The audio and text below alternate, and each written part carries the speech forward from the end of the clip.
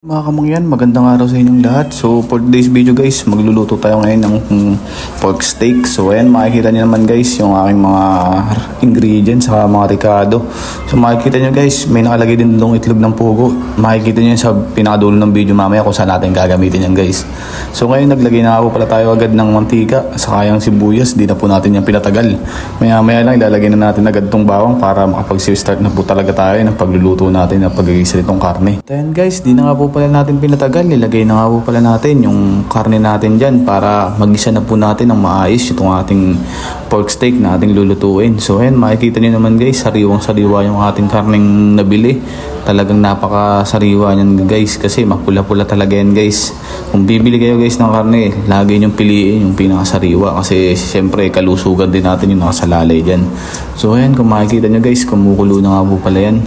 Hintayin lang po natin yung lumambot para mailagay natin yung mga ibang ingredients natin na makakapagpalasa sa ating pork steak.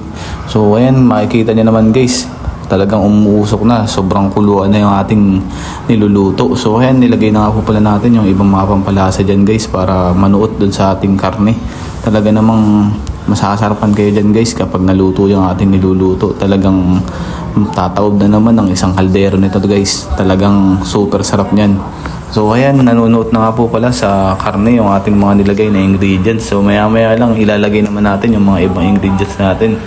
Talagang napakasarap talaga yan kapag naluto kayo ng ganitong style na pork steak. Kaya nilagay na nga rin po pala natin ng paminta saka ng konting asin. So ayan, makikita nyo naman guys, nilalagay na nga po pala natin at hinaluhalo na nga rin po pala natin yan guys. Nilagay na nga rin po pala natin ng konting tubig yan para magkaroon ng sabaw itong ating pork steak kahit papaano. So ayan, makikita nyo naman po, kumukulo na talaga itong ating pork steak. Nilagay na rin po natin ng laurel saka itong pork cubes na magpapalasa dito sa ating niluluto. So ayan, kung makikita nyo naman guys, hinaluhalo ko na nga po pala yan dyan guys kasi sobrang lambot na rin ang ating karne dyan. Ayan, nilagyan na nga rin po pala natin yan ng kalamansi para manuot yung lasa at konting asim dyan sa ating pork chop na niluluto. Magtatali yung tamis at asim yan, siguradong napakasarap yan guys. Talaga namang mabubungkag na naman itong ating kaldero nyan guys. So ayan, nilagyan na nga po pala natin ng mga sibuyas na ating toppings dyan sa ating pork steak. Talaga namang sa sibuyas pa lang matatakam na kayo guys. Talagang napakasarap nyan. And guys, nilagay na nga po pala natin yan guys. At dyan guys, luto na po yung ating pork steak na yan dyan. Kung makikita nyo guys kanina sa umpisa, kung nanood kayo ng ating video, nakita nyo doon may nakalagay na itlog ng pugo doon. So ito na, ilalagay na natin siya guys. Pagkatapos ng haluin natin itong ating nilagay na sibuyas dito sa ating pork steak, ilalagay na natin dyan guys yung mga itlog ng pugo. Talagang magpapaninamnam sa ating pork steak. So ayan, kung makikita nyo naman guys, hinalu-halo ko na nga pala yan dyan guys.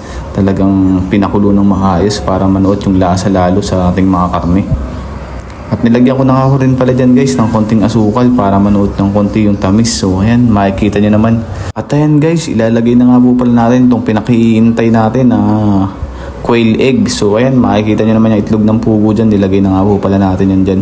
So talagang napakasarap nyan guys. So ayan, for today's video guys, yan po muna ang ating video. Kung nagustuhan nyo yung ating video guys, huwag nyo kakalimutan mag-subscribe at i-like itong ating video na yan.